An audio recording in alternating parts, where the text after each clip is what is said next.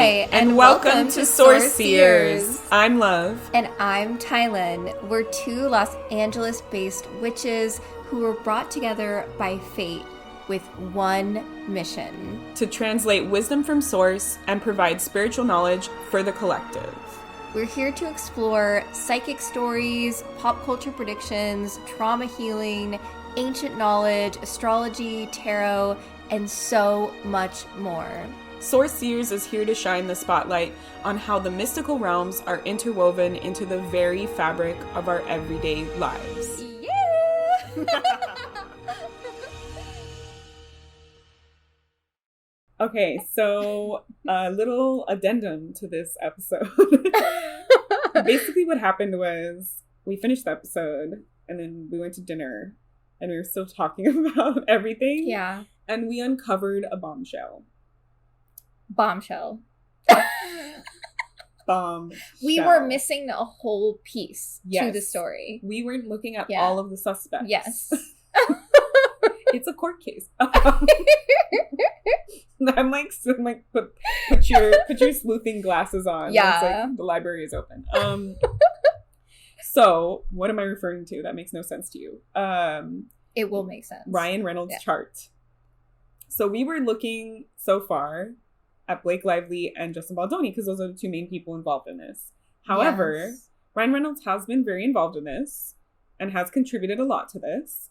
Yep. And it is shocking. It is shenanigans. Okay, go ahead, Tylynn. Okay, so we discovered that Ryan and Justin have very similar astrological placements. So we'll give you the tea on that. They are both Virgo risings. And like we mentioned with Blake, she has a whole Virgo stellium. So there is automatically that feeling of comfortability and familiarity with that Virgoan energy. And she has it in her second house. So it's like she feels valued by both of these people. Yes, exactly. Or she sees them as valuable. And this is the kicker. They both Ryan and Justin have Scorpio stelliums.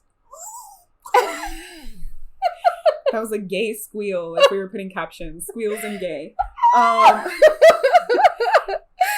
Okay, yes. So number one, having the same rising means your entire chart is, the houses are aligning, right? So your rising sign determines where your first house starts. So both Justin and Ryan have the same exact sign in each house, each area of their life. So that means that they experience things similarly, potentially, or they think about things similarly, potentially, or just things have happened in their life similarly because of the placements being all in the same houses. What's really notable is that they both have the signature of the moon, which, like we talked about for Justin, the moon is considered to be in her fall in the sign of Scorpio because she exalts in the sign of Taurus. And they both have Mars, who is domicile at home in the sign of Scorpio, conjunct their moon. So they both have this level of intensity when it comes to their emotional needs, their emotional expression. The emotional body and the physical body are interwoven when you have this placement. And I think that you see that in their work too, right? Like Ryan Reynolds plays like Deadpool and like intense like superhero characters. Yeah. And I feel like he just plays himself. He does. He just plays himself. I don't want to be a hater, but I don't. I'll be a hater. And my partner Frankie doesn't like him. He's never liked him from the first moment he saw him. So yeah, he believes he should have stayed doing rom-coms back in the early days. But I do feel like that with both Ryan and Blake's work, it's almost like they're not exploring the range of their true abilities to act, and maybe that's because it's not in their true capacity or in their nature, because we have some performers who are just absolutely incredible, like, and you can't even recognize them from one character to another. A true chameleon. Well, I feel like acting essentially is the exploration of human emotions. And if we see this with Ryan having this intensity of emotions, like in his own internal realm, especially like we talked about with Justin too. The moon rejoices in the third house. It's the house of the goddess. Why don't we see that in his work? Like I feel like he plays very surface level. He does. Like fighting. Yeah. Punching. I'm trying to think like I watched like one where he was in a scary movie. I cannot remember the title of that for the life of me. You're gonna hear the sounds of my keyboard. But it was awful. Like it was just like that level of intensity was not displayed, but I see it in his soul having these intense emotional needs. No, it was a scary movie. Oh, scary movie. Yeah, I think it was a scary movie of like something that was an older movie that they had redone. And we watched it last like Halloween season. So Safe House? I think that's or Amityville Horror. He was also in that one. That's the one I think I'm thinking about. That because I think that's a part of a well, out of all the movies he's done, there's only those two, so I think he understands. I'm sorry, he's the same character in every movie. Yeah, but isn't that interesting though, seeing his chart and being like, okay, where's the scorpionic power? Yes, like where's the depth here? Where's the emotional intensity?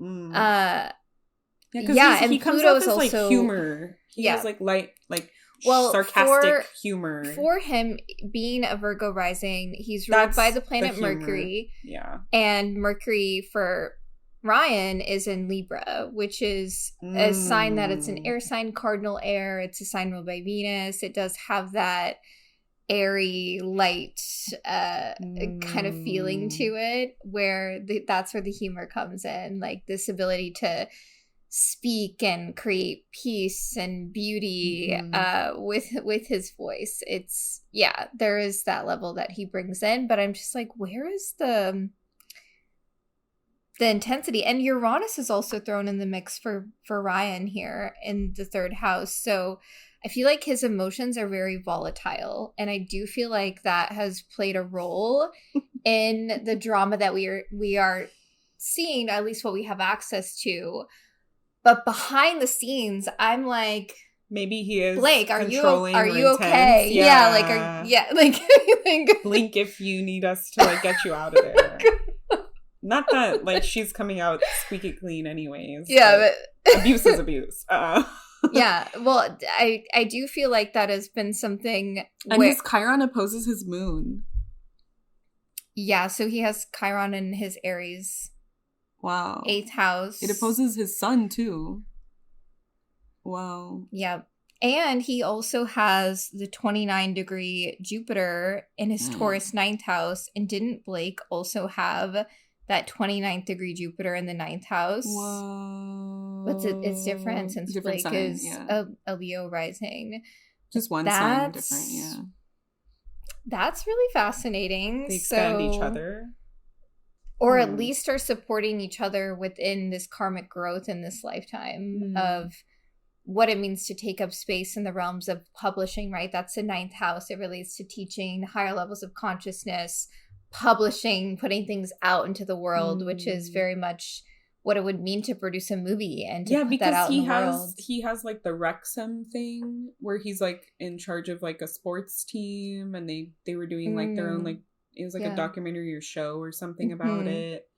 With who was the other actor? He's from Always Sunny in Philadelphia.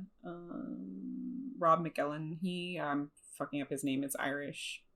I actually don't know what all of that is, but yes. Tylynn knows pop culture. I know a lot of pop culture. Yeah. I have a Gemini Venus. Josh also, I really receive a lot of my pop culture knowledge from Josh because he runs a pop culture page on the internet, and so he really does keep his finger on the pulse of what's happening. And I could like meet a celebrity face to face, and I have like worked personally on celebrities like in my profession. I don't even know because I'm like, I don't care. Like, you know what I mean? Like I don't know. Like, because there's so much energy, and like we talked about in our astrology episode of 2025.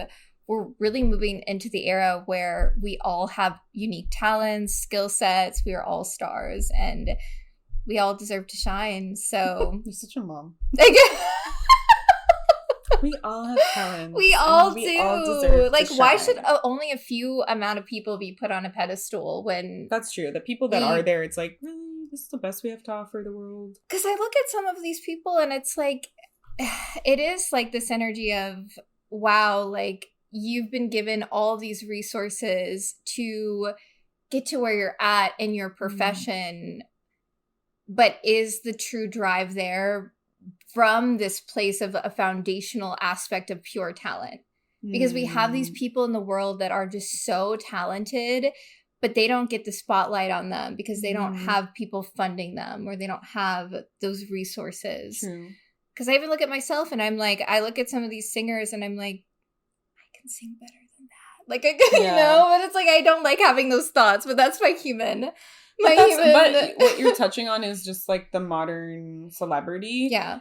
It's not about having talent. It's that's not enough anymore. Like for companies to want to record labels or, you know, things to pick you up, it's like you have to have the look or the attitude or the moldability or some of a voice or the performance skills. Like it's more than that. Cause like my cousin is like that. She's a very talented actress, but her aesthetic, her look is not in fashion in film right now, like for characters that they're booking. So she just doesn't get as many roles. And I think it's just like, it's understanding that this is also a pay for play industry, and it's not actually how you want it to be in your heart, you know, like in your Piscean heart, you're just like, why can't it be based off why can't it be based off of like our talent, like, and our gifts and our skills, like, and like showcasing the best that we have to the world? And it's like, yeah, well, not in this industry. It's not about that in the film and entertainment and music industries anymore. It's not. Like before, it used to be like that.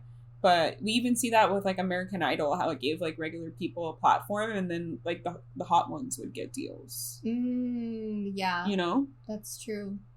So where you could be so talented, but if you don't have what you're saying, the look, the aesthetic, the story, whatever it is, then they're not going to give you that time of day or the attention. And I just feel like that's such an old paradigm. Like, maybe that's like, Pluto Aquarius. Let's crumble that like to the ground. Yeah, like I want regular people who are actually like, it's like the Olympics. They all look different.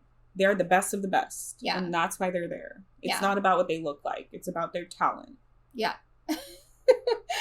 And it is really important to question, are you doing this because you actually love it? Because going back to Ryan Reynolds, like I watched some of his stuff and I'm like, is his heart really in this? Like, or is he just getting money? Exactly. Yeah. Like it does feel like there's some level of disconnect that is present there. Especially seeing this, and it's like, whoa, like he actually has all of this intensity and in his third house of communication, power, but he's not communicating in that way. Definitely not. Yeah. I think he does come off as intense. I feel like he uses the Scorpio, but very surface level maybe. Yeah. Yeah. I think the Libra piece of him, like, it shines through more because that's his ruling planet. Yeah. And if you're listening to this, your ruling planet makes the most impact in your natal chart. It's why... Mine's in my first house. Yeah, it's why you're so comfortable, like, taking up space and being seen and sharing I am not stories. Comfortable. Actually, it's false. Okay, you give off a really good show then, because... It's not a show. It's like... It's my first house Jupiter competes with my 8th house Sun all the time. So it's like in my mind, I'm actually like, you could take up more space. Like, you know that you're not even pushing yourself and you're doing only a part of what you could do. And like for me, being with the Jupiter, it's like people are like, wow, you're taking up a lot of space and you're doing the thing, which I do. It's not fake. Like I do it and I just feel like whatever, I got to live my life. That's my Aries moon. It's like, just get out of the way. I have to do it. Who else is going to do it? So I have like the audacity, but then I feel like there's so much more of me that like wants to be like out and loud and take up even more space. And then my 8th house Sun is like, hide yourself, don't be perceived, like don't do, you know. So I feel like I struggle with that. It's like to normal people I feel big, but it's like in my head I'm like, you know, you could be bigger than this. This isn't your 100%. Yeah, but that's still, it's making the most impact in your chart of like, that is the direction for your soul to go in. is in that spaciousness. Next episode, I'm just gonna be in front of Tylynn, like, well, my ruling planet Jupiter's in the 8th house, so I'm like, oh, it's okay. Like, oh, you're like, I'll shine through in some way. Yeah.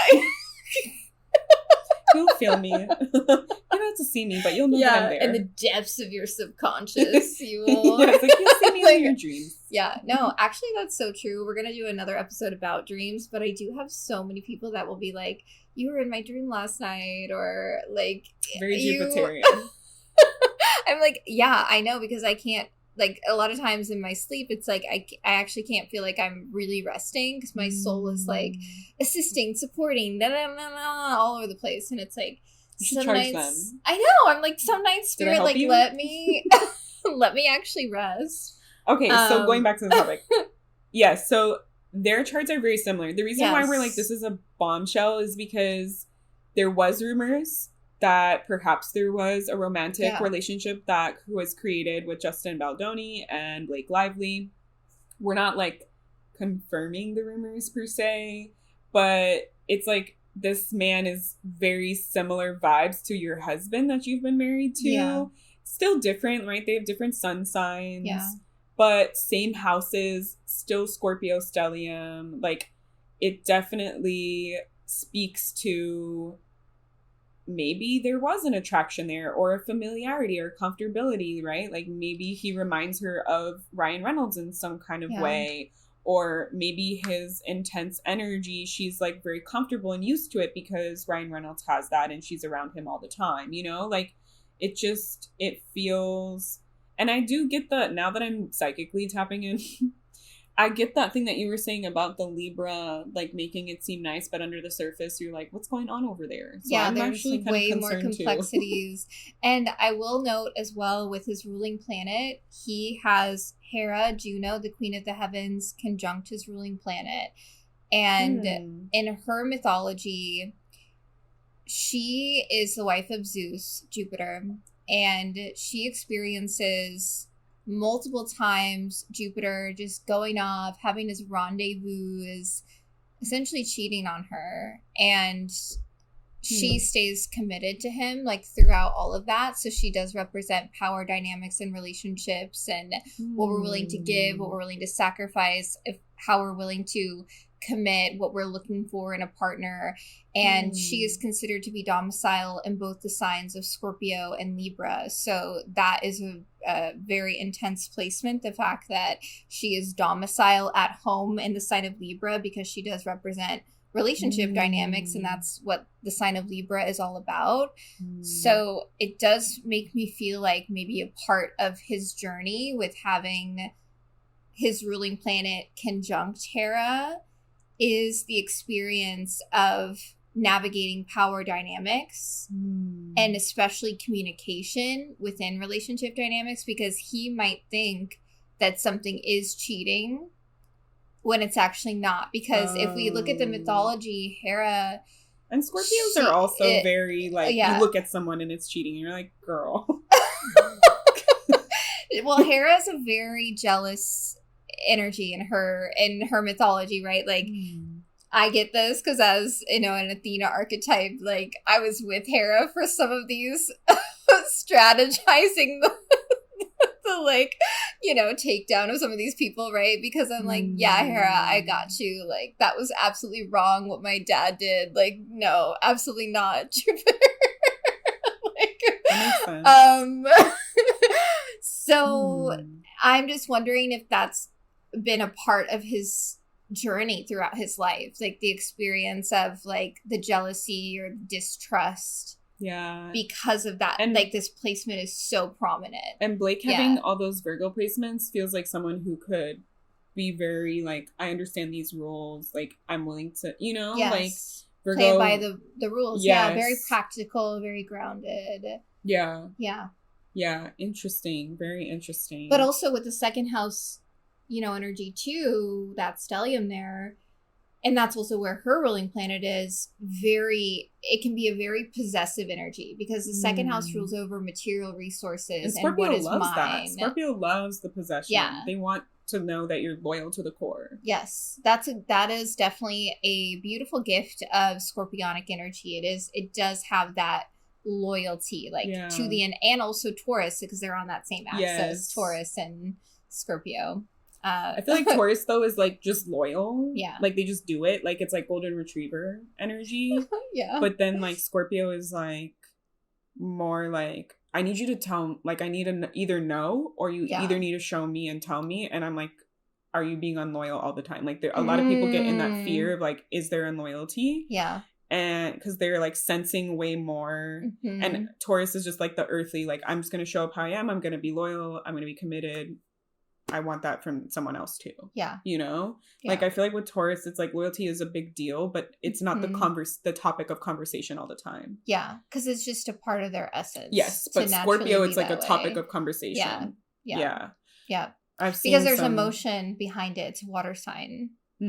Exactly. And if you do anything that makes a Scorpio not trust you, then they're going to put up their mysterious hood and just like not let you in. Like that's when the Scorpionic shell comes up. And I feel like we see that with Ryan. Like we don't know who he really is. Like, and that's why I'm true. Like he's made this persona of himself that he plays the same thing over and over again in all of these movies. But I do feel like there's a lot more complexity to him behind the scenes. Yeah. So yeah, I just thought that was really notable to point out that Hera conjunct his ruling planet. Yeah. And then you were talking about the nodal axis changing. So this is like breaking news. That was also something I was reflecting on because we were just seeing it as breaking news of Blake referring to Taylor as one of her dragons and like she was Khaleesi. And in that episode, literally we're both like jaw dropped, like what? Like what? Blake actually said that. But now I've been sitting with her chart, like it makes sense that she has this strong feeling of possessive energy towards the people in her life. Second house stelliums can bring that up of like, this is mine. Again, it's rules over resources. Something that I was meditating on with the nodal axis shift, we now have the North Node moving into Pisces, South Node moving into Virgo. South Node is in Virgo. So I was feeling this energy of Blake is learning this lesson of what it means to shed, to release, to let go of what she feels are her belongings or her possessions. Because in a weird time where she's like, because of what's going on, she's wanting to hold on to it. Yes, because she's learning how to then call in more of that, the shared resource, the shared energy, the shared collaborations. That's what the 8th house is. And maybe that's what this whole thing is teaching her, that it's not just what you want and only what, you know, like we have to, with Justin Baldoni, like give and take, you know?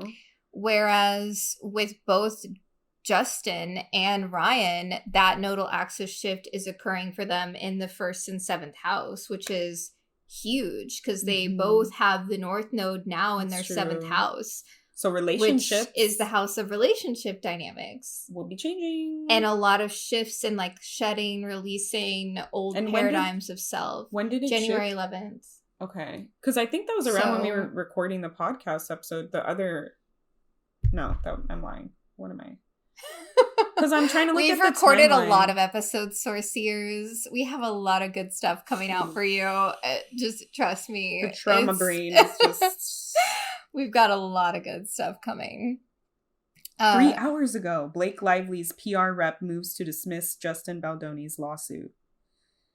Damn, I feel like she's getting to the point where she knows... Blake Lively amended complaints against... Yeah, she won't be able to win. So that's what I was sharing, like this shedding of belief systems, values. 2 hours ago, Blake Lively rep claims Justin Baldoni litigation is smoke and mirrors, seeks dismissal.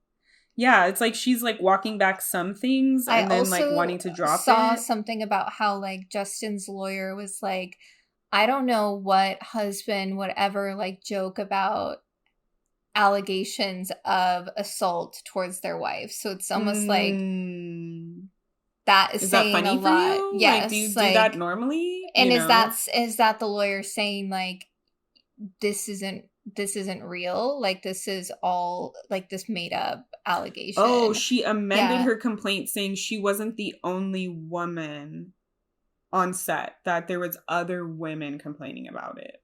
That was from 7 hours ago. So guess we'll have to see what comes up with these other women. Yeah, she said two other women one day ago on New York Times were added to the lawsuit. Okay. She's doubling down on this. Well, she does have all this Virgo energy, which is like it's tactical, it's practical, it's like receipts. Yes, facts. That's what Virgo energy is all about. Like it's Monica that from Real mutable Housewives. earth, crystal from the earth.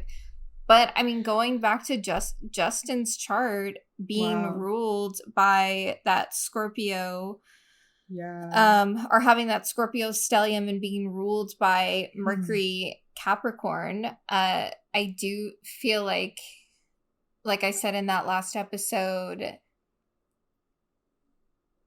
it does feel like he has the capacity to be speaking more of that truth, because there is that truth energy encoded within the Scorpio stellium. Yeah. Wait, what's coming up? Your eyes are like...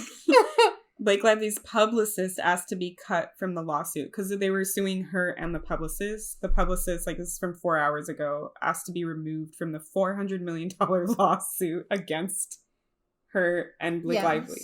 Okay, so yeah, it's like what's they're like, I'm out. I'm not part of this anymore. This is sexual harassment complaints. Like, I wasn't there. I'm a PR person. Yeah. You know? And then, like, she's claiming, like, his lawsuit is BS. So she's really doubling down. She's like, there's more people who believe this, and you need to drop your suit. Yeah, but also, is she paying those people to say, you know, like, with the money, she found that her second dragons house, because Taylor Swift was not one of them. Because that second house is all about money. And I also did see on TikTok that there was someone sharing information about this case, and Ryan and Blake reached out to this creator and we're pretty much trying to pay this creator off for not speaking about they're this. Unnamed, these women.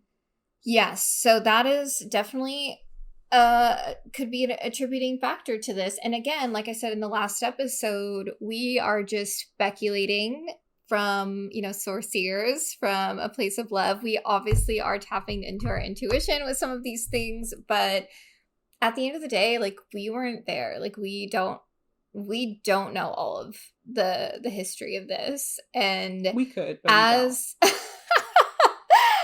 as like sourciers, you know, we're just here to talk about this. I mean, that was something that we had set for our intention, is to talk about things that are pop culture and things that are relevant. And it's like fun way to do a live action teachable moment, because we're talking about how people's charts work together and the astrology of like, and all that. So it's like, you can do that for your life. You can see why your ex texted you. But what I think is really interesting is Justin is now feeling the transit of Pluto conjunct his natal sun. So I do feel like he sort of has this Plutonian power of, like, the Pluto is the death and the rebirth, the destruction and creation, and like deep desired energy. So I do feel like when I think about Justin going through this, it does feel like there is a phoenix rising from the ashes kind of a feeling, especially around his identity and his purpose and his work, right? Like, Pluto's going to be transiting through his house of work and how he's of service and health for the next 20 years. And he did a dark topic movie, so maybe he like, wanted to do more of them. Yeah, keep onto that. And these are topics that it's really important for these topics to be brought up into the collective. And even if I, as someone who experienced domestic violence, didn't feel like that portrayed that experience very well at all, I do feel like it is you need some kind of representation to get there to make it more realistic and better. Yes. Yeah, it needs to be talked about. That's the whole thing with the media industry, that we saw that with Black Panther. Everyone's like, like, all the executives are like bullshitting us, like, no one will pay for a Black-led superhero movie. Like, who will want that? And it's the best Marvel movie. Like, what? Like, that's the whole point, is like their racism. They're just like trying to lie behind numbers. But it's like, we put out this movie and like there was so many posts of people saying, like, even if the movie is shitty, you understand your assignment, you go and you buy your ticket and you support it, because if we don't support this first Black superhero movie, there won't be another. And we saw that. There was 2 Black Panthers, and they had, like, the Blue Beetle, which was a Latino lead. So, like, we're getting, I mean, That's I'm sure DC, there's more. But yeah. But, you know, like, it's creating the shift in the industry to have more of these characters be in the forefront. So, yeah. I know that there's more of them. I'm just not super into Marvel. That's why I used a DC one afterwards. I feel like it's commercialized too much. My 8th house son doesn't like overhyped things. So we'll see what how this case what are your predictions? What do you think it will pan out as? I feel like Blake is experiencing a lot of shedding, releasing, letting go, especially of what she thought was hers, like what she thought she had ownership of. There's something that she is releasing in this process, and that could be values, belief systems as well. But I do feel like there's definitely a perception shift in a narrative that obviously from both sides of this case they are attempting to portray as the truth. But again, when I look at both of their charts, Blake and Justin side by side, and if you were to ask me who would I believe more if they were coming to me with a story, I would say Justin. Yes. But I also don't want the hate of like, oh, well, you're not a girl's girl for saying that. I'm saying this as an astrologer. Yeah, not in gender, nothing with gender, just like looking at the astrology. They could be formless humans. But I do, like I said in the last episode, I do feel like Blake is really here to build something for the collective, like with all of that energy in her second house, which is the house of building. And especially around like how she's of service with healthcare.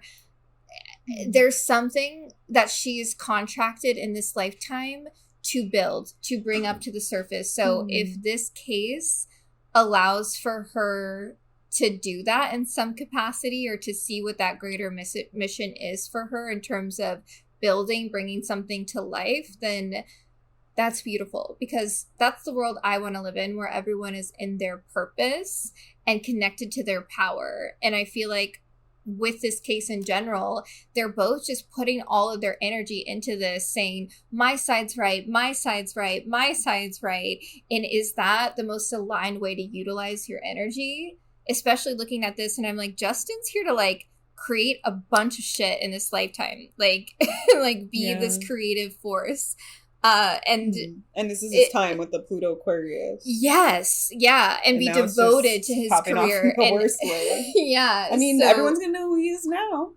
Exactly. Well, that's what I mean by Pluto transiting over his sun. Like they're illuminating him. Yeah. I think it's. I was at first thinking, if we're looking at it, like, why?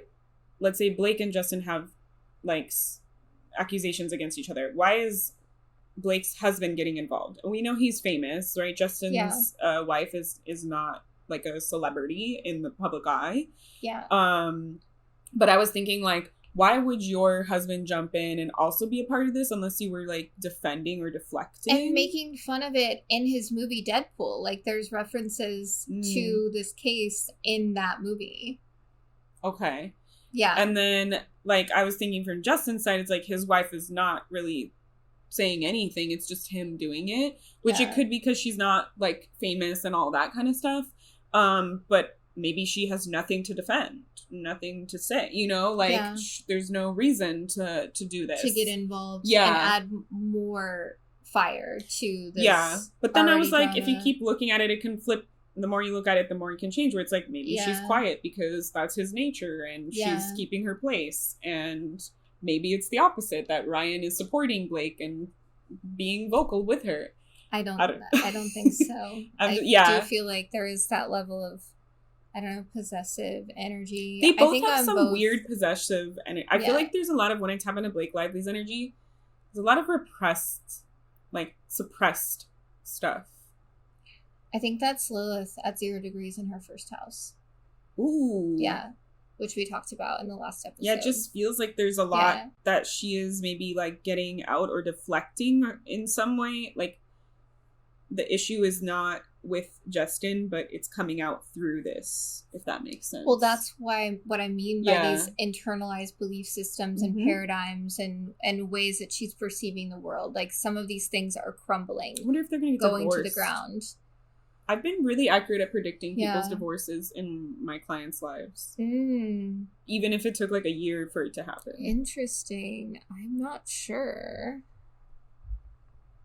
I do feel like Blake is going to have definitely shifts within relationship dynamics with Pluto transiting through her 7th house now. For the next 20 years. So that's also peace. Yeah, that's true. That's true. And that means that he sits in that 7th house too. So there's some karmic thing between her and Justin Baldoni that is happening. With his son in her 7th house. Yeah. For sure.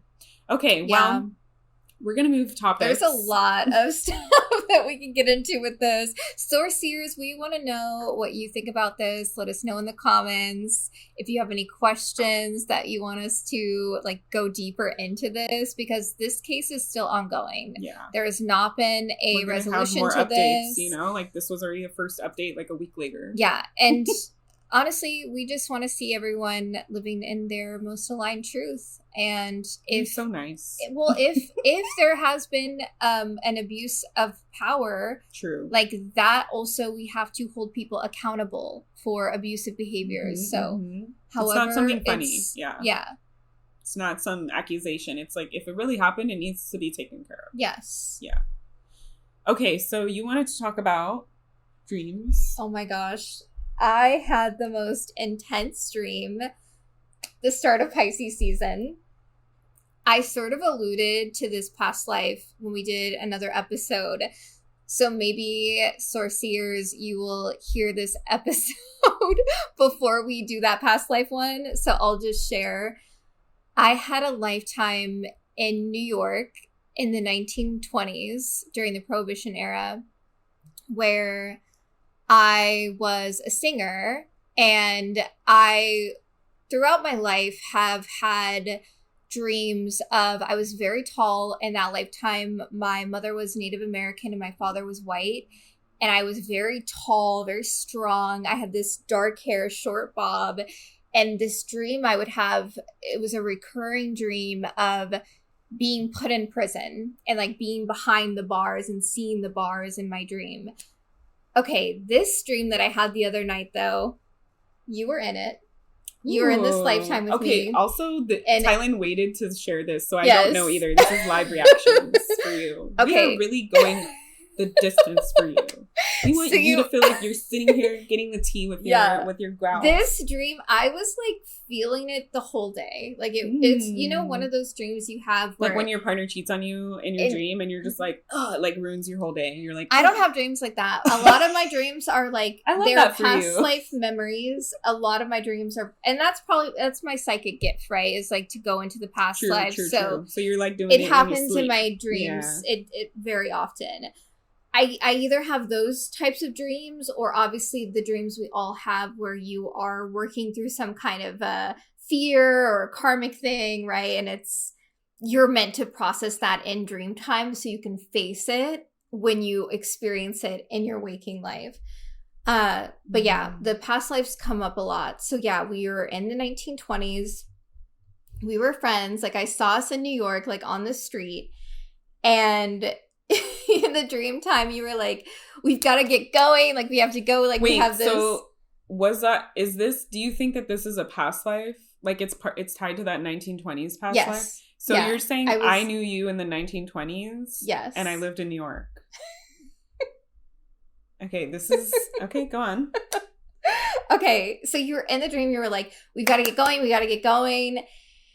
And I just felt like very like sluggish, almost like I didn't really like want to go where we were going, but you were like kind of tugging at me like, we've got to get going. And we worked at a brothel, and there was this man there. Awesome. Who He was like our pimp guy, but he's very like, he had this harsh demeanor, but he had a soft spot for both of us. And so actually in that life, we didn't actually do sex work. We were like the aftercare for these men. And I was seeing us, like, I in that lifetime would sing, and like I was like using my voice for this lullaby sort of energy, and we would, both of us would use our hands and press along their spine and sort of do this like soothing, like that's what we were called in to do, was this like aftercare soothing of the men. And I was seeing us both doing it, and it was like we were essentially doing Reiki or energy healing, but a lot of that was from my lineage from my mother's side. Like I had learned Native American practices, and I was taking that with me into this work. But I would sing, and it would just be this container that we would create for them. And you in this lifetime, you were like, you introduced me to like the underground prohibition scene, which is where eventually I met Josh in that lifetime, because he was like a part of the mob and that life. But you were very adamant about me using my voice and singing. Like you were the reason why I became a singer in that lifetime. I had knowing the other past life where you felt silence with me. I am so proud of my soul for righting a wrong. Yeah, and, like, it felt like that, you. Like a karmic thing. And it's also this lifetime of you being like, let's do the podcast, get your voice out there. I'm creating the space for you again. I'm getting chills. It was so intense. And I feel like this soul who was our manager, pimp guy, I don't know. I feel like there's something that needs to happen with this soul fragment around. Do you feel like you know him in this lifetime? I don't. I don't feel like we know him. And I feel like there's something with this person that's going to support us in our growth eventually. Like we maybe like a manager or something. I don't know, but fun. Like, I feel like I trust you. Yeah. Yeah. Okay, what did I look like? So you were blonde. And love that for me. My natural hair is dirty blonde. Yeah, you looked very similar to how you look now. Like you were blonde, you had blue eyes. You were taller though. I knew I was tall. At least in one of these, I'm 5'1", y'all. Because we were both tall. Like I was very tall as a woman. Like when I go into this lifetime and just like see myself behind the bars, and like the feeling of I'm literally like over 6 feet tall, and I'm like I can't even like. Feeling myself in that body, I'm like, oh my gosh, I can't even feel what that feels like now. Like that, just the energy of being so tall. It feels so like weird, like different. I love being tall. I actually, yeah, you were like tall and blonde, and you were beautiful. And I actually think like you started with the sex work in the brothel, I think, but then you kind of you sort of like, I don't want to say the word graduated, but you like got the sort of vibe of yes. And I think that's why when that guy met me, he saw my soul and was like, you're too sweet to do this work kind of thing. So you're going to do that. You're going to do the aftercare. And like we sort of had our little like tandem signature thing that we would do in the 1920s New York brothel. Okay, so this is okay because I haven't explored that many of my past lives, believe it or not. But I was told by the psychic who told me I could be a psychic that in my past life I got in trouble for my psychic gifts. Yeah. So I'm like, that seems like close enough, you know, to like this timing in between lifetimes. I don't know, like everyone's different. Like you could have like two, like you had two lifetimes up until. Like, you had the 1920s and then the 1960s one. Yeah. So, like, did you die early? Too, when I was very young. Yeah, I died in jail.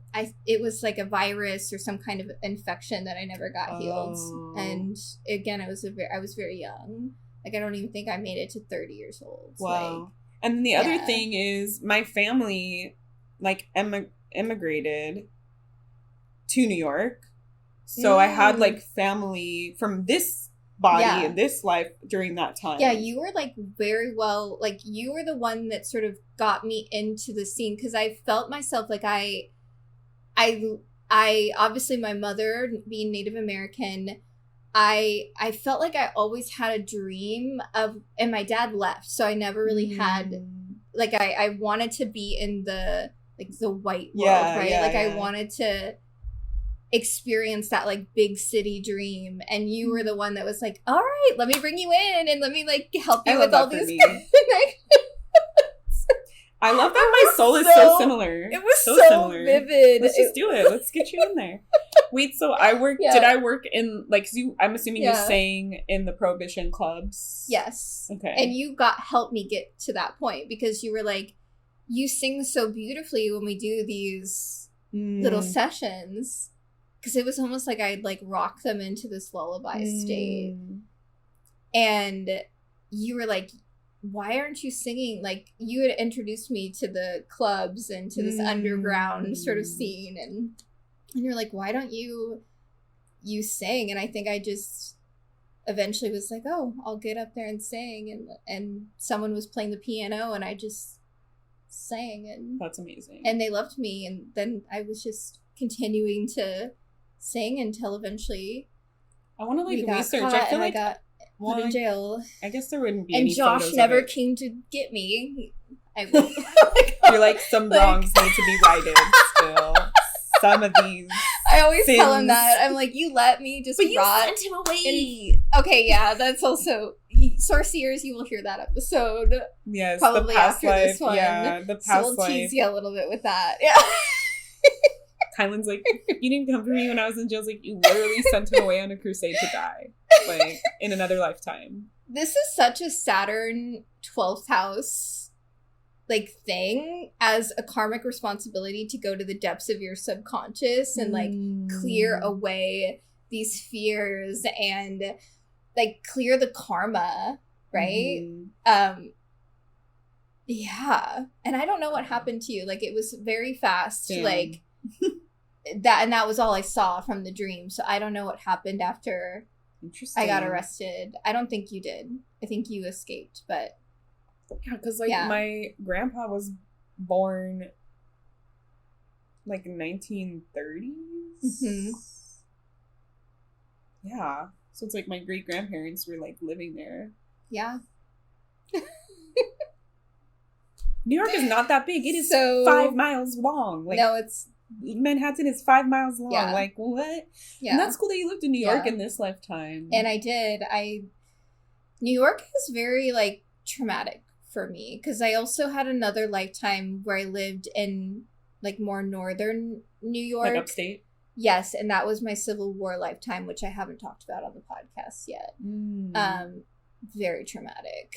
I want to research more of my own. Yeah. Well, it's not about necessarily, like, I know, research. It's like just do it. Letting it come to you psychically through dream time, through opening your Akashic records, but also you're only going to be able to have access to what your consciousness is able to withstand. And that's exactly why when you'll hear the lifetime that I had as a Spanish king, I would not have been able to take that into my consciousness if I would have learned about that, like, 7 years ago, 6 years ago, 5 years ago. I would not have been able to, like... I just feel like it's like I'm doing the thing, so I don't need to know it. Yeah. It's like, for me, a lot of the intuitive stuff, and you might find this, listeners, some people, they get all these cool, like, treasures and stories and things, and that's what helps them catalyze and move through. Yeah. But, like, some people, you just, like, intuitively or subconsciously, you are facing the work that's at hand that might be attached to that past life, but you don't know. And so then you live through that lesson or that piece without needing to, like, heal in the past life. Yeah. I feel like there's, like, very different ways to approach it. And then, yes, like, I feel like some people, when I do past life messages circle, they receive it, but maybe they might not put it together or integrate it until, like, some time. They need to sit with it. Yeah. So that makes sense.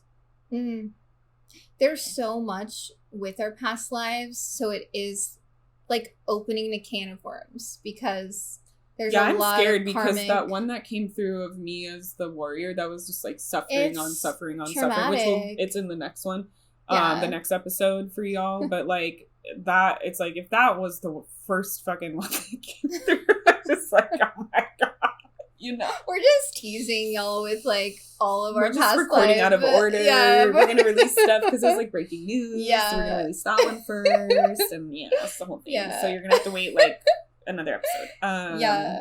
Yeah. But if you know about your past lives, if you're curious about your past lives, or if you've always felt a draw to a certain era or a certain time period, a food, place, like a culture, a job. Yes.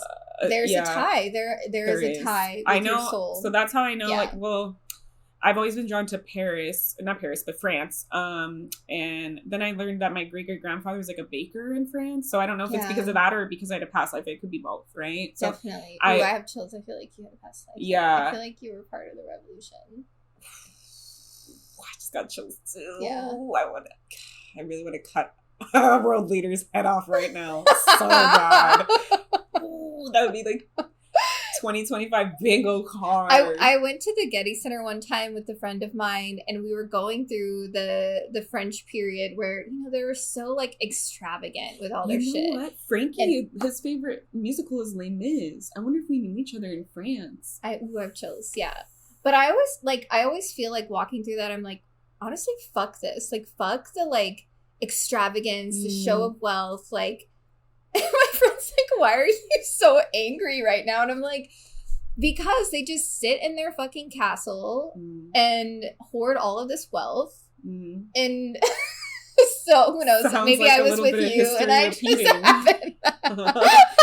Wow. No, because I literally, I have, like, people have been asking me, like, as a psychic, what do you think is going on in the U.S.? And I'm like, we're going to have to fight. We need to go out there and fight. And every single time I always use France as an example. I'm like, there are people, like, understand, you do one minor inconvenience to them out in the streets, rioting.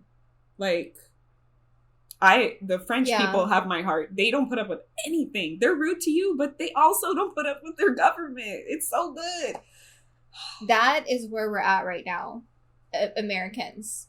Like, that is where we're at. That's the assignment. Saying, no peaceful protest. You're not being peaceful to me. Down for this hatred.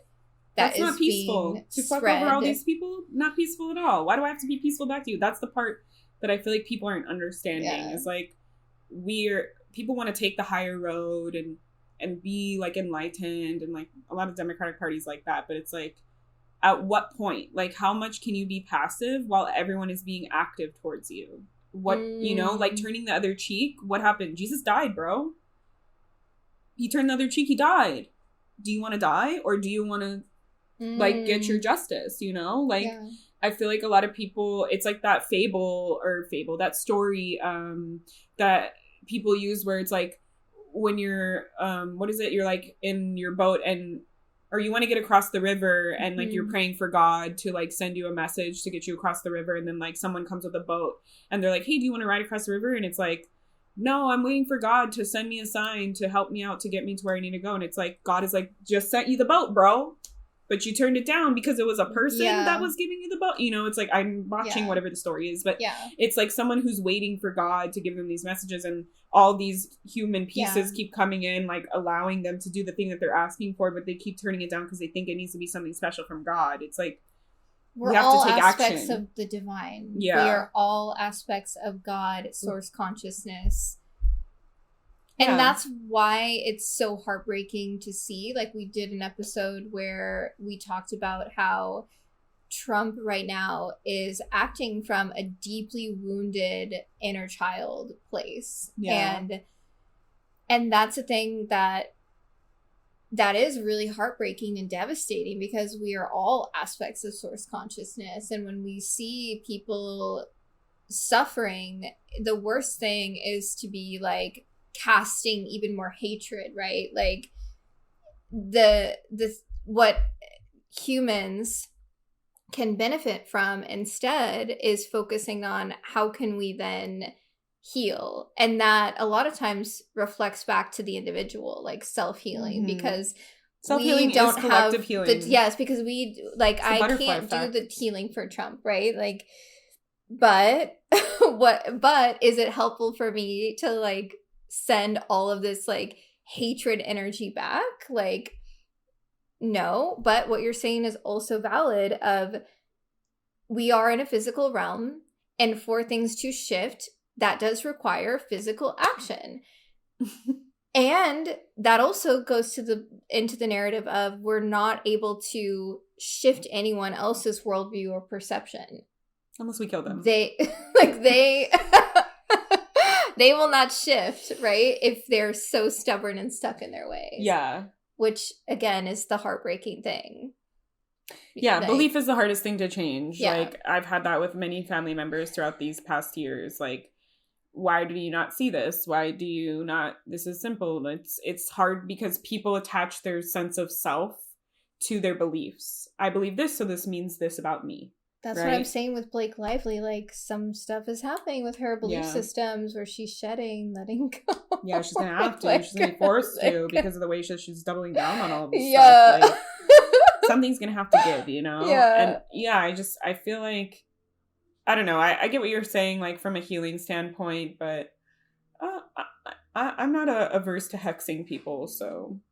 I'm definitely not down for that. I could send hatred energy to someone. I am not down for that. Let that be on the record. I've played too much in the realms in prior lifetimes. I've been hired to hex someone before. Did you do it? Hell yeah. They were a rapist. Hell no. I would 100%. He took advantage of women and he drugged them. Of course I'm going to hex that man. I said say less. Oh my gosh. That's heartbreaking. Yeah, and he was a spiritual leader. He hosted retreats here in Malibu. Oh my gosh. So that's the thing with communities and spirituality. When you're vulnerable, it is really sad to see, like, people... They're looking for comfort, they're looking for leadership, and they get taken advantage of. Taking advantage. Yeah. Yeah, it wasn't me that had that happen. It was someone I knew who almost had it happen to her, and then spoke to other women who realized that they had it happen to them. And I was just the only witch that she knew. So she reached out to me. And that's when I worked with the demon. Okay. Do we want to go into that right now? Sure, might as well. I'm like, this is breaking news. Episode's all over the place. No, it's just like updates, different topics, fun stuff. Because this energy is very real, source seers. Like, the darkness. I love that energy. That's where I come from. Oh. We all do. We all come from this void space, right? And also, like, darkness is only light that is. Darkness is light that is concealed. Because at the end of the day, it's all just light. Yeah, it's where the light, shadow, and spirituality. Like, they don't want to tell you that part. Like, no, love and light, New Age spirituality is based on colonialism, which we'll get into, but we have to do a whole episode on that. And I've done on my other podcast too. Like, it is, and I've interviewed like Indigenous people and people of color around this topic. It is something that needs to be spoken about way more, because when you trace back the roots and the ideologies, it's the same exact thing as colonization. It's the same exact thing as like how the church creates fear so that you don't sin. It's the same exact thing. It's just branded differently to you. And no shade to like New Age like identifiers, because a lot of these people, they don't know, you know, like they're just like, oh, this is what I learned, this is what I grew up in, this makes sense, this works for me, I resonate with this. And they don't realize that it has a lot of like colonization roots. So that's like a whole thing. But okay, working with a demon. Okay, so I was hired by this person to do a hex on this really bad man. We already established that. So I was in my apartment and I started like doing the like hex ritual. So I had in my apartment, it was a studio. So there was a hallway. I have, you know, like those, what is like European style bathrooms where it's like the toilet and the shower and then there's a door. And then the hallway had like the counter and the shower, and it had a like big mirror the whole length, and then I had sliding glass like closet mirrors, so it's like mirrors on both sides, which I think contributed somewhat to this, because mirrors can be portals definitely for spiritual stuff. And then I had two mirrors like looking at each other all the time. So I was just outside of that hallway and in my like main studio room space, and I had like a cookie sheet that I was safely practicing fire magic. And I set up the whole ritual. I was in the middle of the ritual, and out of the corner of my eye I saw a shadow figure like just come, and I was like, fuck, because I don't normally, I see some like people or some energies as shadow figures. I actually removed a shadow person from someone's home. So I had already kind of like, and they weren't evil. It was just, people get too scared by the dark parts. When you take time to talk to them, it's not that scary. It was like a mother that was like really upset. And I helped her cross over. So she left them alone. But so I don't get that very often, and they don't come that close to me. Like if I see like shadow figures or things, it's usually like 10 feet away. Like this was like standing right next to me. And then I was like, I felt the presence there. And the reason why I knew it was a demon is because part of the hex that I was doing was, my intention was to open the underworld and root, like seed the hex in the underworld. Because you're like, damn, bitch, I would never do that. Because I work with each their own, right? I work with underworld deities. I'm not like, I do too. I'm not scared of underworld deities. To me, the underworld feels just like this warm, moist cave. And if you're looking at it like in the Greek gods and Roman gods and all that, it's a understanding of our subconscious, of the layers of our dark parts, right? The parts we don't want to see. You know what's so wild about that? They described it as this forest of pine trees. And in our first episode, it was our first or second, you said that was your favorite herb to work with, is pine. Pine is, yes. And cypress. Well, I know cypress is considered the gateway to the underworld. Is cypress trees, yes. Yep. But yeah, I love working with pine. There's a group of pine trees. They're in the shape of a triangle, which is like shenanigans right out here. It's the strongest structure in spirituality and in the world, or shape. And yeah, they showed me some stuff too when I had someone coming for me. That's another story. So I was like, I want to call upon the underworld deities and ask them to take this over and continue this work, because I had felt at the time that this would have to be a consistent spell working, because this person was spiritual and had a lot of spiritual people around them that they made complicit in this. Yeah. And there would be a lot of protections or a lot of pieces that they put up. And I told this person to continue doing the work. I don't know if they did do the work. And anyways, I saw this demon like standing next to me, and it was scary to see the like full shadow figure, because I didn't normally see it like full shadow figure with my eyes open. But I had trust. I was already, professional psychic and stuff, so I trusted my intuition, and I was like, this doesn't feel dangerous. Like this doesn't feel bad, because I've worked with spirits that try and pretend that they're good, and you can still feel it. Oh yeah, that's the almost worse. The trickster energy. The trickster. Yeah. And so I started speaking to this demon, and I was like, why are you here? And they're like, we're helping you with that, with the hex. We want to help you. Like, this person deserves this. Yeah. And I was like, say less. So they brought me to... It's a karmic balance, though. So maybe there was a karmic contract then for your soul to be the bringer of that karmic rebalancing. I hope. I haven't looked him up in a minute, but... I don't know. Maybe I'll look him up after this. And because we just expose him on the podcast, like I know. And at the time, like the person didn't want me to speak out about it, because I was like, oh, I'm in California, I'll do this. And they were like, no, he's powerful. Like he has a really big podcast. It was like a top spiritual podcast. Like a young child, like just shenanigans to me. But then we looked up his legal record, and he had a lot of sus things in his legal records. We were really going like full Scorpio into this. And so we were saying that either he would get what comes to him, or that his legal stuff would catch up and he would go to jail. That was sort of like what the hex was more, because that was we felt that was more attainable, right?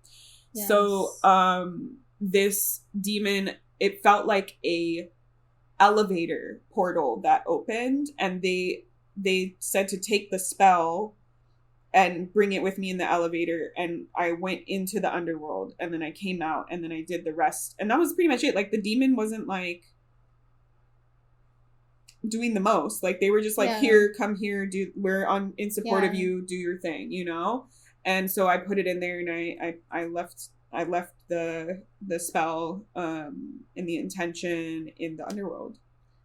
I'm getting a really strong feeling that was Archangel Uriel. It could have been. Archangel Uriel, for those of you listening, is known to protect the gates of hell. Is known as the angel that relates to Malkuth, or the earth, and is known to guard the gates of the underworlds. That could totally be it, because it's like I just saw a black outline, you know, like there was no, it was like a shape of a body, like a human body, because that's the way our consciousness can perceive it. But there was no like features, there was no like eyes or mouth or face or nipples or anything. Like, it was just like just a silhouette, you know.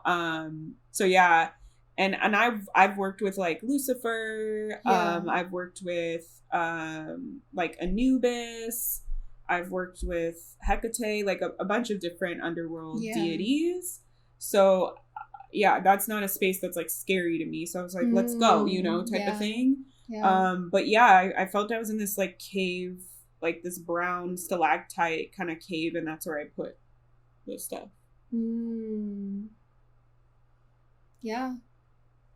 I have a weird feeling that it's Archangel Uriel. Let me look him up. Necessarily, that doesn't feel like a demon to me, like as you're describing the story more.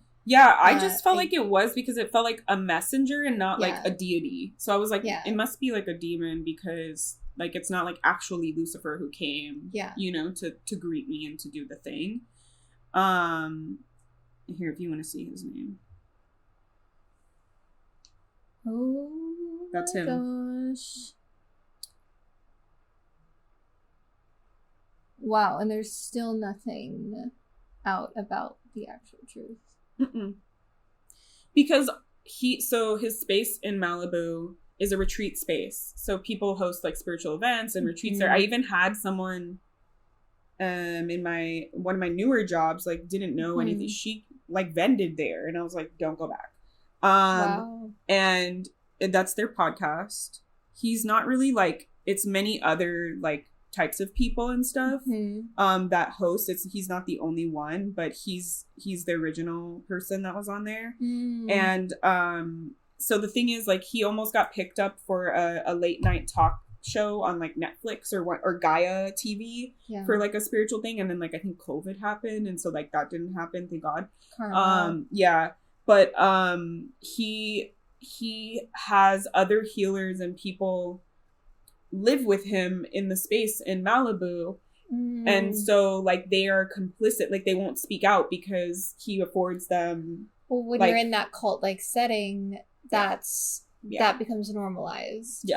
And like sadly, my friend who hired me, she spoke to some of the other practitioners that live there, and they admitted that they knew that he did these things, but they weren't going to speak out about it because they could get this TV deal with him. They could get, different things. So to me, you're not spiritual at that point. Like, you shouldn't be a practitioner if you're condoning and making space for this so you can continue to benefit for yourself and just ignore that these things. That's why I think like it's part of New Age spirituality. That's just self-help. Like, you're not actually helping the collective and understanding what is important for the collective. Similar like how we're talking about with current events. Like, you can't just sit by, and you have to do something about it when there's injustice and things. And I know that could be just like my personal path as a soul, which seems like yes, let's bring it up to the surface, because if we don't, then it's only going to fester and cause more harm in the future. So he has an audiobook. Topics are really important, and I also do feel like karma has its way of coming around. Again, like as you were describing that and what you said, I would never do something like that for work line if they asked me. But that's just because I believe that karma will come back to get you, and it's not in my like power in my hands to do that. No. But we need protectors for the people that we're taken advantage of. Yeah. And we need to try this energy. The way that hexing works is like everyone has free will and everyone has energy. And if you're sending me this energy, what do I want to do with that energy? I don't want to receive that energy and hold it in my body. I want to send that back to you and help reclaim my power and autonomy for what you did that you took advantage of, you know? Yeah. Like, I think hexing is fully on the table, at least for me, just because people get too scared with like the balance of energy, like the rule of threes, which by the way is completely made up. All that kind of stuff. Like, why is that there? Like, if it's made up, and why does everyone listen to all these pieces? Like, they're just listening because somebody else said it. Some man made it up in the 1960s. Like, that's it. So we should do a whole episode on that. Wicca. Too. Yeah. So to me, it's not like, there's a practitioner here in Burbank, and he's more like left-hand, right-hand path, which I don't super agree with because it's culturally appropriative, but it's more of, it's energy, and it's energy that's available. And how do I want to manipulate the energy? It's not good or bad. It's just energy. So like, he works with, like, if there's like an accident where someone dies and it's safe to go like to the space afterwards, he will scoop some of the dirt from that because it's energetically charged. He doesn't see it as bad that it's someone died. It's just energetically charged, and he wants to harness that energy, right? Because the energy is neither created nor destroyed. So like, if I'm hexing, I'm harnessing that energy and choosing with my intention and power what I want to do with that energy. And I feel like obviously you shouldn't just like hex people for no reason, right? Like, I have limits. Like, I don't think you should hex people just because they're succeeding over you, or they're better than you, or they hurt your feelings or something like that. Like, that's not it. I feel like when we hex, it's like this person took advantage and raped people, right? Like, that is something that I feel warrants, this person is still getting away scot-free with these things, you know, still hasn't been taken to jail. So there needs to be these balance of energies that are planted and put out there. And it also helps people like reclaim their autonomy if they've had like abuse or assault or different things like that. Totally respect if you're like, empowering for you to facilitate that, to be, especially what we talked about with love, having this gift of being the spiritual lawyer, like negotiating in the spiritual realm. Hello. It's like your energy has the capacity for that, and that definitely is needed. Right? Like, that's why we have systems of justice. And it was a similar thing to that past life that you just talked about. Like, I was the person who was the witch that they knew, and so they're like, what do I do? Can I turn to this person? You know, like, creating that space for people to find their power, to reclaim their power. Exactly. Hexing is pretty sick. I haven't done, like, honestly, I haven't dabbled like that much in it. There's so much. Sorcerers, if you would like love to do like a whole hexing 101 little workshop.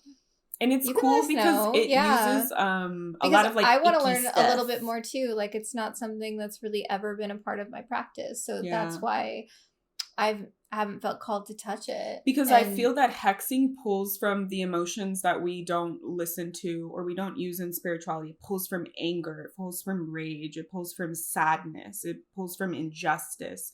And those are things that people tell you to not explore and to water down and to ameliorate and to see it as bad. And there's so much beauty in that. It's sacred. The rage that you're holding, the energy that you're holding in your body from that thing, you can release it into that and like put it back on the other person, right? Or you can channel it into art. I mean, how many beautiful paintings, songs have been created from those raw emotions? I think it pulls upon like those spaces that are not often explored or used in our modern society, at least like normally, generally. But yeah, there's a lot of cool stuff. Like, there's some cool hexes. Like they use like rusty nails and like, it's like all kind of like icky stuff. It's pretty cool. There's some stuff on like TikTok and stuff. There's actually another witch that I am mutual friends with that has like a products business called the Brujas Tomb, Mm-hmm. and she has like a product that's called Hex Your Ex. I've seen a lot of people on TikTok hexing Trump. And Oh yeah, Elon. 100%. Like I feel Get like on I'm there. on Witch Talk, so that comes Hex that up. bitch. Yeah. Amen. If we're all sending this energy that he gets what he deserves, maybe it speeds it up. Yeah, it's like, why should a known abuser have that position of power? Exactly. Literally exactly. Like, Both of them are. yeah. Both of them are. Yeah. Elon Musk's child, like, is trans, and, like, he doesn't even acknowledge That's so sad. their transgender. That's heartbreaking. He also has, like, 11 or 13 kids. Yeah. Shenanigans. I saw a meme where someone was saying he's a man whore because Yes! He's a cancer man. He feeds the stereotype of cancer men being the worst, both according to sitting here with astrologers. cancer men. Oh yeah, we both have cancer men partners. So I'm an unbiased. Yeah. I should be biased in the other way, yet I still agree. That's funny. We both have cancer partners. Oh my gosh. Yeah. I think that was all the stuff we wanted to talk about today, right? Oh, there's one other thing you want to talk about. Yes. Okay. So I was just messing around last night and learning more about the origin of my name. Oh yeah.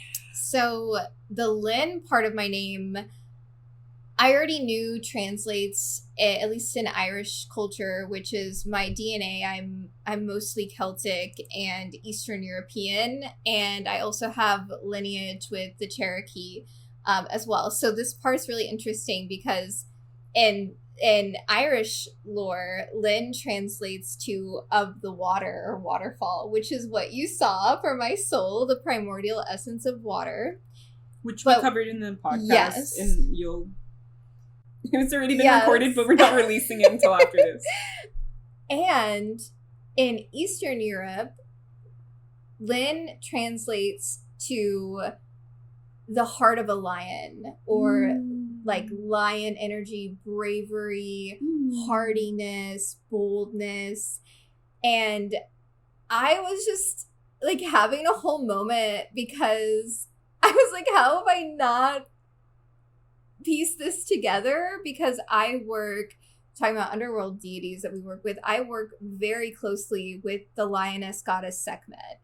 She is my goddess, right? Like and it is honestly so wild how many times I've been giving sessions where the client will tell me that they see a lioness energy. Is that the like Egyptian deity for your birth month too? I didn't know we have one for a birth month. Oh yeah, mine is Hathor. Oh my gosh, well that's Hera, Juno, who's in your first house. That they have. Wait, well, I didn't know that we had one for a birth month. Yeah. The way that I started working with Sekhmet is also the similar story to my connection with Thoth, where it was a statue that was my landlord had for my first business in Minnesota. And yeah, she just gifted me a statue of Sekhmet too. I am so curious about this. Our astrology signs. So you're February what? Oh, so I'm April 11th. Well, April 11th is Thoth. Of course. That's also my main, like my first one that I was ever introduced to. But Sekhmet was the next one, and she's my goddess. And I just thought that was so like, what is in my Josh's face. birthday? He is July 13th. July 13th. Oh, never mind. So he is Seth. No, July 13th? Yeah. Oh, weird. It's probably out of order. Here, he's Anubis. Oh, that makes sense. Yeah. I see that. That's the one that I wanted mine to be, but it's Hathor. But that makes sense because I have the... With Hera. Yeah. Of course, though, it totally tracks because that's my main deity, too, that I work with. But yeah, I was just like, how have I never put this together? And like the power of our name. And Ty that part of my name, it in Celtic lineage will translates to the one who owns land or resourceful energy. And Native American culture, Ty translates to friend or a friend energy. A good friend. So I just thought that was like, how have I not like known these things about my name, and also the power of your name. Also, Lynn in Germanic translation translates to snake, which is another animal for Athena, like Athena, Medusa, snake medicine. Yeah, so I ran into this thing, like if you haven't looked up the meaning of your name, please do it, because names hold, words hold power, names hold meaning. They say, like, I always tell my clients, if your spirit guide or someone you're working with in the spiritual realms gives you a name, Google what it means, because it can let you know, like, why they work with you, why they're there, right? If you look up the history of a character or a name or a meaning, and doing the same for your own given name. Your parents might not be spiritual, but subconsciously they could be tapping into something, right? That they don't even know exists. Yeah. And it's like spirit leaves you breadcrumbs that, and it's like you're looking up, you're like, oh my God, dude. Like my mom found my name watching in the 90s Family Feud, and it was a Playboy. It was an episode with Miss Americas against Playboy bunnies, and there was a Playboy bunny on there named Tylynn. Damn. And then the rabbit has always been a connection because I was born on Easter. Oh, true. So the bunny part is also interesting. It's like and all it's this like, is there for you. It's juicy information. And she didn't have any other, like, she knew, like, that was going to be my name. She knew immediately I was a girl. Like, there was no doubt. Like, she always knew I was a girl. They thought I was a boy at my first ultrasound. They were like, there's the penis. I was like, hell yeah. And then they came back and they were like, it's really common that happens. Yes, I am non-binary. Yeah. Hello. And then they came back in the second ultrasound. They're like, there's no penis. My mom wanted to have a boy first too. So I bet for like that one like couple weeks was like, yeah. And then came back like, there's no penis. Like, oh, okay. But yeah, so I had the same thing happen to me. Like my dead name, my birth name, it means to be loved. And like when I was like stepping into my given name, I had a temporary name that was my Jewish name, that I chose based on my Jewish name, Riv. And then I knew it wasn't going to be forever, but that was part of a given name to me. So it was like a step in the right direction. And then with love, like my incarnation cross is the vessel of love. And so I was like, like, why don't I just step into my purpose? Why don't I just really embody as what your birth name had the meaning of? But I didn't even know it at the time. Yeah. And then I Googled like the meaning of my birth name. I'm like, to be loved. Like, come on, man. Like, it's already kind of hidden there. Yes. And at the same time, I was like visiting my grandfather before he passed and going through all these like family photos. And there was like this photo of my mom. I posted on my Instagram. In this like big, like, those like big nightgowns that are like t-shirts, and she's pregnant with me, and it says love like on the tummy, like with a big heart, like it was like a pattern printed on the t-shirt. And I was like, see, Mom, you knew I was gonna change my name anyways, like, don't get upset. And she was like, your grandma bought that for me. And I was like, my grandma is on my spirit team, and she saved my life in the spirit realm, which is a crazy story. Yeah. And so I was like, wow, like grandma knew. And she was a Sagittarius, and I'm a Sagittarius rising, and she died early. So I'm just like, there's a lot in that. Yes. But yeah, so if you want to look up the meaning of your name, I like how Tylynn did it. Like, look up the different etymologies from different lineages. Yes, the different lineages. Especially the ones that you are a part of. Even looking up your last name. All last names like stem from like positions or jobs that we used to have, like for the most part. Or families. Mine's like so obvious, my actual last name. But I use my middle name, like that's what I go by, Tylynn Mackenzie. And Mackenzie means the fair one. That is, you were like, let's not hex.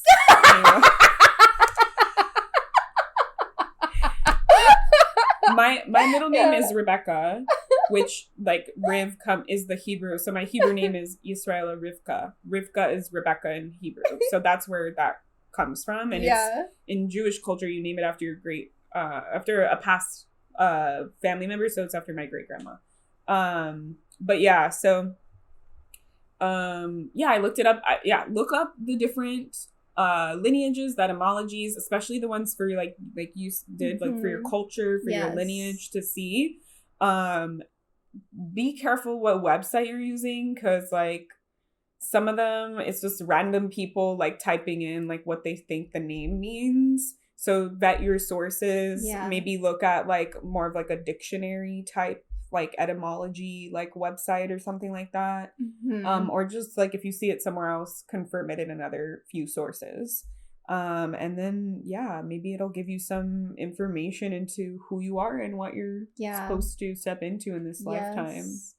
And things you probably already know because you're already in those realms. I just was flabbergasted though. I was like, wait, what? Like the lioness energy has always been there for me, and like she's my goddess. And it's I can't, like I told Josh, I'm like, I can't even count with my hands like how many times clients have literally seen Sekhmet, like the lioness goddess. Like her energy is so palpable in the fields. I gotta open up to Hathor, right? In my non-binary journey, I've just rejected all the feminine stuff. So I'm like, I want the masculine deities because they're cool. And Sekhmet is very masculine. Her vibes is like very like. But Hathor is not. Shit. Hathor is like the cow. Well, actually, they're connected. So people say that Hathor and Sekhmet are like two faces of the same goddess. So they're so it's a triple goddess with Sekhmet representing like the crone energy, Hathor the mother, and Beset the maiden. Yeah, because the mother archetype, I was like, no, I want a cool one. But I guess I'm gonna have to Hathor get into a badass. I know, I'm gonna have to just and accept that's why myself. Like there's a connection with Hera, because Hera is known to be the cow-eyed goddess, and Hathor is said to have the features of the cow. So they have that connection, and she's a badass. I've seen her in multiple healing sessions. Like I have quite a few clients with the deep soul connection to Hathor. She's really connected with the energy of Blue Lotus. Like that always comes up with her, and the energy of sound. So it's not surprising that you do sound baths, because when I work with Hathor, it's like in the sessions with people that have that soul connection with her, it's like we go into this temple and they're utilizing sound frequency, like taking people into deep states of hypnosis, like reprogramming, like with the sound. It's really powerful. Like her motherly energy is. That makes sense. Because I always want to speak more in my sessions and then I get scared. Cool. Yeah. So sorcerers, let us know what your name means. And also if you have a connection to like a certain goddess or energy, or if you want us to deep dive. Yes, if you want us, I could do a whole episode talking about Sekhmet. We can do the work for you. Call Jacob. Or if you want, love to do a whole 101 on hexing. We could do like a whole episode on that. And I will learn. I will be a student. You're like, I will learn but not partake.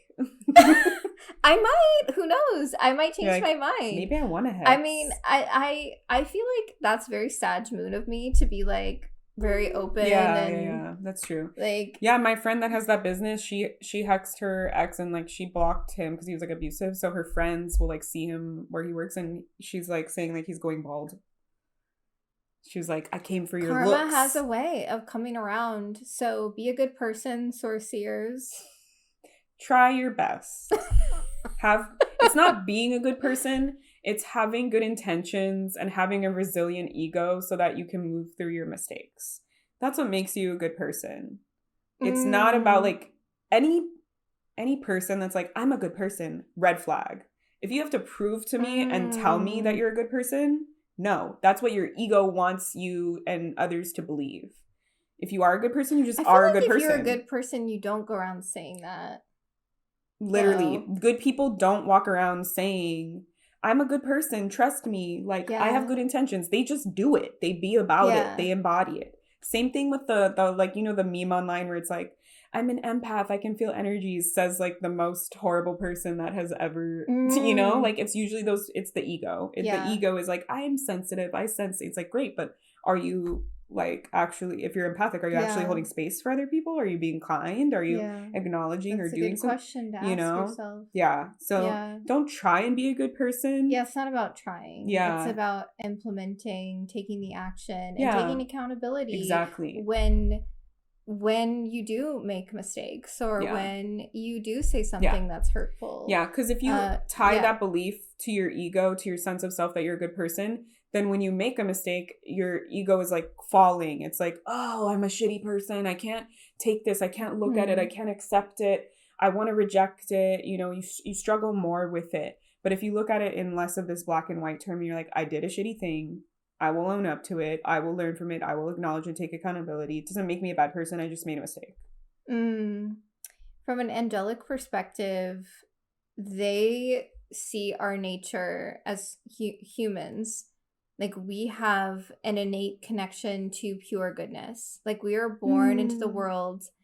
And I can see that. Children are just like that, you know? Babies are like that. Yeah. And it, like, that goodness, it's also something that lives within you at all times. So I want to also note that, like, that deep connection from an angelic perspective, that they see us from that lens. Yeah, you always have that available. Yeah. All right. Well, that was a weird note. I don't think so. Okay. Yeah. The angels believe in you. Yes. If you could see yourself from the way that the angels and your guides and your benevolent ancestors see you, like, if I do that in my meditations. I bring in their spirit guides and I let the spirit guides speak to them how they see them in their perspective. Because I feel like it's important. It's amazing. They have so much, like, humor and lightness and love, and there's no judgment. Yeah. Right? Like, we talked about in our 2025 themes, like, judgment for them is really a form of evolution. So they just want to provide that sense of love as we continue on this path of evolution. And we're also here to support you, Sourceers, on your path of evolution. So let us know your thoughts on this episode. Please leave us a review so that this podcast God, we waited until the end again. Will grow. Yes. Because we want more people to have access to this, like, real, grounded, actual, authentic spiritual content that's not bullshit. Yeah. So please, we're growing our community. We want to reach the right people. We want to help people step into their power. You never know. Just shoot your shot. Like, if you could share this with 3 people that might be interested, you don't have to make them listen. Just be like, yo, I'm really vibing with this. I recommend it. Yeah. You know, if you want to post it on your Instagram story, hey, y'all, found a new podcast that I'm really enjoying. Check it out if you're into blah, blah, blah, blah, blah. You know, like, please share. If you can leave us a review on Apple, Google, Spotify, to let other potential people that might be looking at the podcast and deciding if they want to listen. These things go a big way, you know. Huge. They make a big impact, especially reviews. Like, they make a really big impact on if someone will see it, will like it. It ranks higher for Apple Podcasts and things like that. It's not just listens, it's shares and reviews too. So we really appreciate it as we're, like, building, if you could support us in that way. We're in the growth phase right now. And we are setting that intention to create more of these episodes. So we want you there, Sourceers, to vibe with us. We want this to be a long-term sustainable podcast. And we want to be able to reach as many people as possible because our mission is to help y'all step into your power. And in today's society, I feel like everyone needs a little bit of that, at least. 100%. At least. We are so grateful for you. We're grateful for your shares and your reviews. We're sending you thank yous and hugs and kisses. And we'll never hex you, Sourceers. I'm not going to make that promise. I'm not going to make a karmic contract promise that I'm never going to hex certain people. I don't know who is listening. It could be my haters listening. So watch your back. No, I'm just kidding. I'm not like that, guys. You could see I was very fair about it. Like, if you're a rapist, I'll hex you, right? Like, come on, we can all agree about that. Yeah. So, yeah. Tylynn will never hex you. All right, Sorciers. That was a weird note to end on. Okay, bye, Sorciers! Thanks for joining us for another episode of Sorciers. We can't wait to hear your take on all the magic we talked about. Follow Sorciers on IG and all other platforms to let us know your thoughts and get involved in our community. You can also follow Love at Love Sakratoff on all the platforms. And Tylynn at Tylynn Mackenzie, or go to my website, templeradiance.com. We'd love it if you could leave us a review on Spotify, Google, or Apple Podcasts, and share Sorciers with anyone you feel might benefit from magical community right now. Hail Jupiter! Thanks for seeing into Source with us. Bye!